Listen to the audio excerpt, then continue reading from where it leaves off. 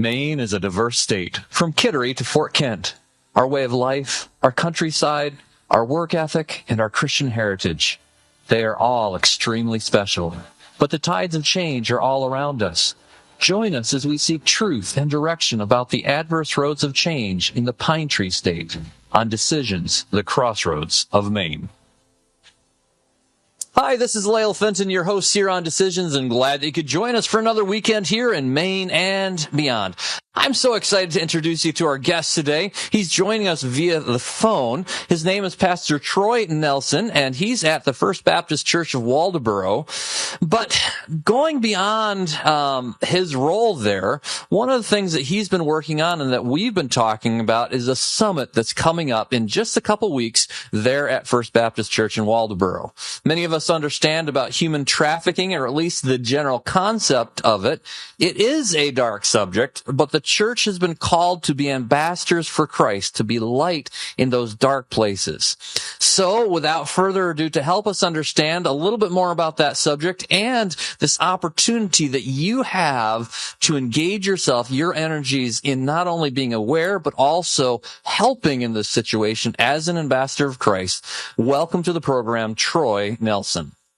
Thank you very much, Lael. It's a pleasure to be here, and really an honor to be able to speak on the air about this event coming up. A lot of prayer has been, going into this subject, into this event that's coming, and we're excited about it. We're also nervous because it's so big, but so thankful to be able to host this. Well, and we want to get it out there right away that this is a free event to the public. It's being held on Saturday, September 16th, right there at First Baptist Church in Waldoboro, and we'll give you a little bit more information about that. But before we get into all the details of this event, before we get into all that, Pastor Troy Nelson, tell us a little bit about yourself and how you became aware and passionate to help people address the issue of human trafficking in our world and even in our community. So, boy, it's hard to know where to begin, honestly. But there are a couple things I could look back to and point to as starting this passion and this interest in me. One of those would be an event that I attended. A friend of mine made me aware of in 2017. It was the New England Faith and Justice Summit in New Hampshire. It was put on by Vision New England and the Foundation for Hope and Grace. It was hosted at a Bethany Church in New Hampshire, and it was just an incredible event. It was the first time that I had really come into an environment where this was the main topic. It was presented, for all the truth of what it is, and there were so many voices there and organizations that were speaking into that in a positive way, and it was really an incredible experience. And I was so thankful to show up on that day. I really got an earful and a heart full, and it grew my heart for this issue. But honestly, I think leading up to that, I would have to say that being in the Word of God really started to create this desire for me. Not looking at myself as any great example of devotion, personal Bible devotion. I love it, but the Lord did that in me as I saw His heart for the oppressed and the vulnerable. And I, the more I read through the Word, the more times I get through the Word, I see that is His heartbeat. And this is, this issue brings to light an entire population of people who are subjected to cruelty at the hands of others. So, the heart of God, that resonates with me in this issue. Wow. Well, some of our listeners listening today may have their interest peaked as soon as I said human trafficking because of the subject matter of the recently released movie Sound of Freedom. But when we talk about this subject, to many of us, human trafficking seems like a distant problem. How real, Pastor Troy, is this issue, and how close to home is the issue of human trafficking? That's a great question. It's easy to think of that as something that happens in the big cities, something that happens to missing children who disappear and then they're taken across state lines, or something like in that movie you mentioned. In other countries. That's right. And that is certainly true, and been evidenced by that movie and by a lot of public notice on those types of events and those sting operations. But the truth of it is that trafficking is taking advantage by someone who is in a position of authority or power over someone who is who has less say about the things going on in their own life, someone who is vulnerable, and just exploiting that disadvantage that they have. And we can look around us and see poverty. We can see immigrant populations. We can see folks who don't have a handle on the language in the land that they're in, people who owe debts, and people who have a medical need for their own child that they can't come up with. And so they are immediately finding themselves in a position of needing to rely on someone else, and they will do anything to meet the need of their loved one or feeding themselves. And so with those kind of issues and those kind of realities in their daily lives, you can easily see how that kind of demand by perpetrators and that kind of vulnerability can be seen in any community. And so it does happen. It happens domestically. It happens in casual relationships. And sadly, of course, some of the most vulnerable among us are youth. Youth who are looking to be noticed, looking to make friends, wanting to be attractive to the opposite sex, and looking for that attention, and having no idea maybe what they're stepping into by making contact on social media with a stranger. And so it can happen in homes. It's happening in small town communities. It happens, no doubt, in the woods, not just in the cities. Yeah. That is a sobering reality. I'm glad, and you articulated that so helpfully to us, because I think you're right. I think it's easy for us to see the movies. It's easy for us to see the cities and the mass density of populations. But anytime there's an authority connected to a need that is oppressing in some way, there is that temptation, at the very least, if not the actual reality of human trafficking. And so with that in mind, Saturday, September 16th, there at First Baptist Church in Waldeboro, the name of the event is called From the Valley to the Mountain, the Gaining Ground Summit for Human Trafficking Awareness. What is this conference, and what's it all about, and who are you hoping will come? Well, you said that wonderfully. Got it all out of your mouth without stumbling at all. We if we were to put that on a bracelet and give that to everyone who came, that would be a challenge. But you did that well. And so what we're looking at, what is this conference? Is that what I'm understanding your question to be? Yeah. Well, it's a tall order what we want to accomplish with this summit. I've thought carefully about this, and there's a lot of things we hope to accomplish. I think it comes down to four main things. The primary focus is just what it says. It's for human trafficking awareness. It's to let folks know of the harsh reality, and it is so harsh. And that's a place where we need to begin. If we can't acknowledge the problem in all its horror, and it's all its cruelty, what are we doing? We're deceiving ourselves on this issue. So the awareness of what it really is, first of all. Second of all, really it's for a coming together of church and faith-based communities, along with the non-churched. It's really a chance to say, hey, you know what? We may disagree on a lot of things, but there's common ground here, which is the bridge to relationships. Yeah. Saying together we care about this problem, whether you've been in the church before or not. On the heels of that, we want the church door to be a door of hope and an open door for the gospel. Folks come in to a building like a church building. They see many from the Church of Jesus Christ, whatever denomination or whatever local assembly it is, sure. And they say, oh my goodness, the people of God care about this. and so certainly many doors for the gospel there. And then, of course, just the last aspect of why we're doing this is we want to be proactive, not just reactive. We want to protect the youth.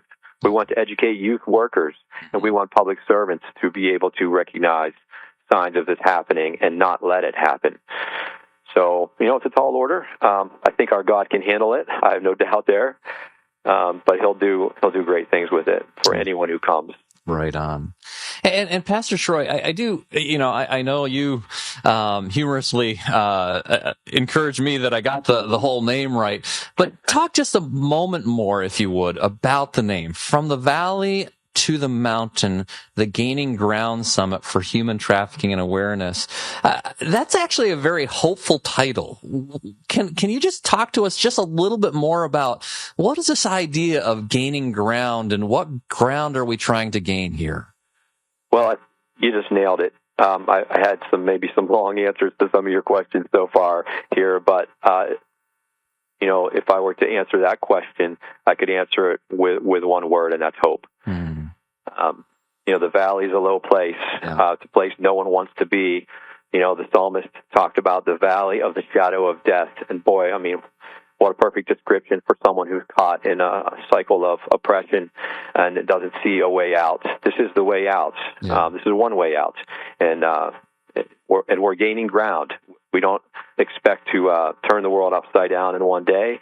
We certainly are not capable of handling that in our human strength, but we want to be at a higher place than where we started, and we want those who have experienced this, who are attending this event, to find themselves in a higher place. And so we know that real hope is found only in Jesus Christ. Spiritual transformation, complete turning of one's life over to the Lord is going to be where the real hope is found for eternity, greater hope than anyone can imagine. But until they're at that place, we've got to meet basic needs. The church has got to be part of caring for the ugly realities of everyday life, and willing to get their hands dirty, step into a dark issue, talk about hard things, and yes, bring our mature senior high and youth into this discussion. Wow. And we really hope that some will be here with their parents' consent, with their parents, and start to open those conversations. Fantastic.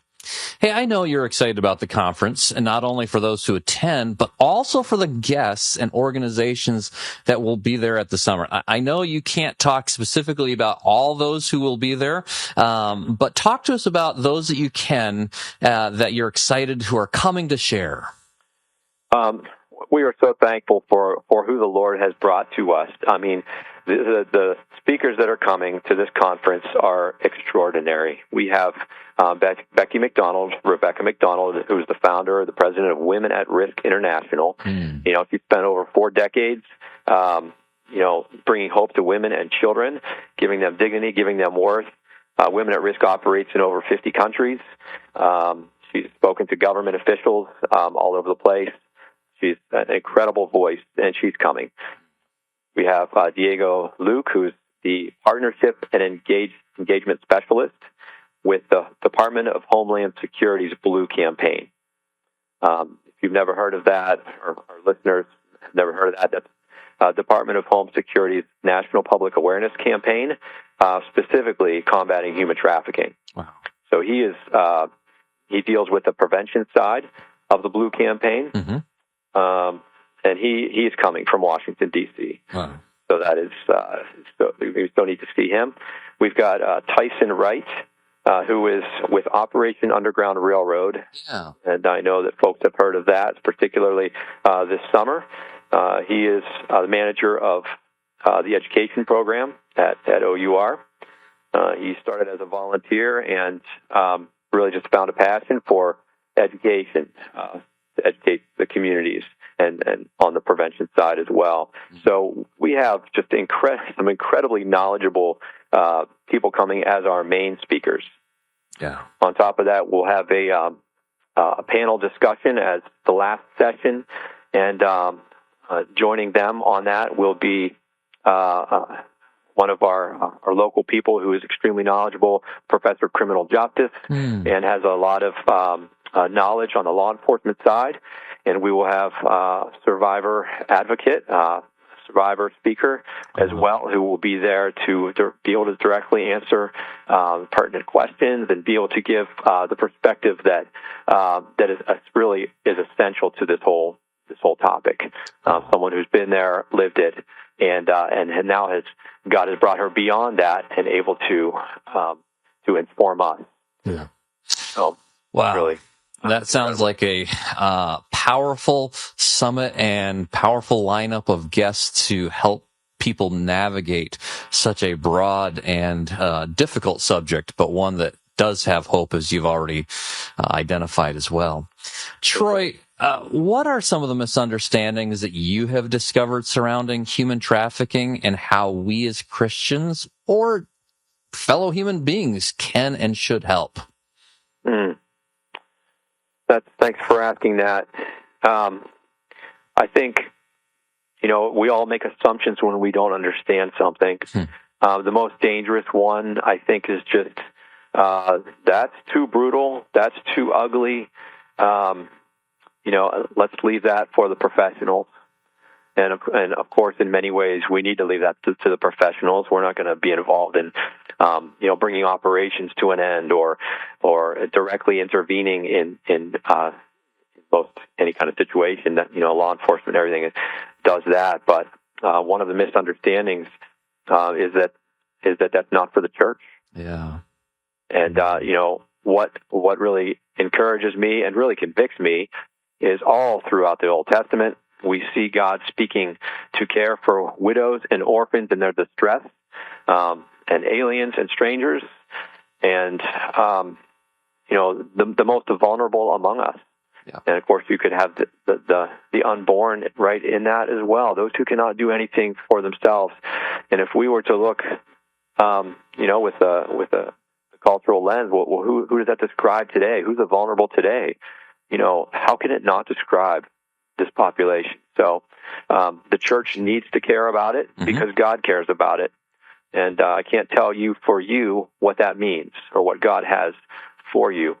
But someone told me back in 2017, basically just if you were to look at, I don't remember exactly how they put it, but if you want to take the best of who you are and offer that to the movement, ask the Lord, what would you have me to do in this? And if you don't know, if you're completely new to all of this, and I'm still learning what I can do in this, we're going to have a room full of people at the lunch hour that are going to have tables of local representatives, local organizations who have been doing this a long time. And you can meet them, you can talk to them, and find out specifically how you can engage locally. Right. Pastor Troy, you have articulated and helped us understand what's happening surrounding this. There's actually a lot of components that go into putting on a summit like this. And, for all the work that you and the church there and those who are coming to this event to share are putting out, what would you hope is the impact beyond just, hey, we have another great event? But you're passionate not just to have a great event, you're passionate to that something will be achieved by that. Could you talk to us about what you hope will be achieved? I'd love to. I'm a pastor of discipleship and outreach. That is my official capacity at First Baptist in Waldoboro. I do a lot of things with that role. But when I look at why put the energy into an event like this, why bring this kind of labor into putting together an event, I'm doing it because of discipleship and outreach. I hope the people of God will grow. I hope they will grow in their desire to do the things that please the Lord. And this is just one of them. If you don't do this, it's not like you're not pleasing the Lord. Maybe it's feeding the hungry, but this is one way to please the Lord. So as we grow in discipleship as a follower of Jesus, this is one thing for those in the church to grow in. And if you're outside the church, I hope that you would be brought into a community of a people who care about things that matter. And, and if you're searching spiritually, I hope you'll see that, I hope that you will come to see in time, if you don't right now, the truth of Psalm 103:6, when David says, "The Lord works righteousness and justice for all the oppressed." We don't see a lot of that happening, but I believe that with all of my heart. And when you come to an event like this, there's no question you will see that in some way the Lord is working righteousness and justice for all of the oppressed. It's the tip of the iceberg. Yeah. We don't see the perfect shalom that God has intended for every one of us to know in Him, but you'll see some of it. That is fantastic. Hey, as we approach the end of the program here, I want our listeners to know all the good details about how they can involve themselves in this, I'm going to say free event, but there's some details in there as well. Troy, how do people learn more about this event? How do they register for this event? How do they take advantage of this event? Perhaps for themselves just personally, as you mentioned earlier, perhaps some teenagers should be coming to this. Perhaps other churches should get a van full of people and come on up to this. But give us the information about how people can learn more and get signed up for this event. Sure. So the best place to do that is to go to our church website. It's www.fbcwaldoboro.org.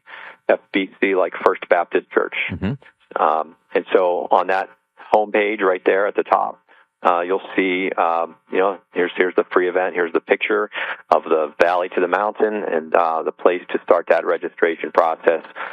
You'll be right there on it. And so you can register right up to the day of the event. We ask that you register by the 13th, that Wednesday, if you're interested in choosing your lunch option for that. But there's no cost for the actual event. We're only asking for a lunch donation if you're led to do that. Yeah, very good. And so that's the place to go to, and reach out to the church, reach out to me here at First Baptist 832-7659. Just call by phone, and I'd love to tell you more about that. Or reach out to me by email, Troy TROY at fbcwaldoboro.org. There's a lot of people involved with this. The Lord's helped me to kind of put things together, but I'm really thankful. If I can I just mention a few people that please have been a key part of this. I would say thank you to Vision New England for helping to get the word out through their newsletter. Thankful, WBCI. Thank you for this interview and the chance to get the word out. Littlefield Memorial Baptist Church in Rockland has helped to partner with us on that. And then a couple ladies, Jen Moore and Edwards and Catherine Wilson, have really helped me with what I'm deficient in with networking and getting things out there. And really to the elders of my church. They've given me a lot of license with this to carry out what I feel led to do, to lift up folks and to build up believers.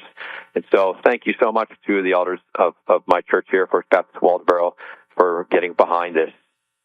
Well, amen to that, and thank you so much for both delineating those things that you're thankful for, but also for all your work that you're putting into this as well, Pastor Troy Nelson at First Baptist Church in Waldoboro. We look forward to hearing how God uses this, and again, to all our listeners, it is coming up Saturday, September 16th. It is from 9 a.m. to 4:15 p.m. It's all day. There is lunch included. But it is the summit from the valley to the mountain, the Gaining Ground Summit for Human Trafficking Awareness. We hope you'll take advantage of this great opportunity. And again, contact First Baptist Church in Waldoboro if you want to get more information or get signed up for that as well. But thank you so much for your work, your ministry, Pastor Troy Nelson. Well, it's a joy. We have much to be thankful for, and it's great to spend some time with you this morning, Leo. Thank you so much. Thank you. Bye-bye. Bye-bye.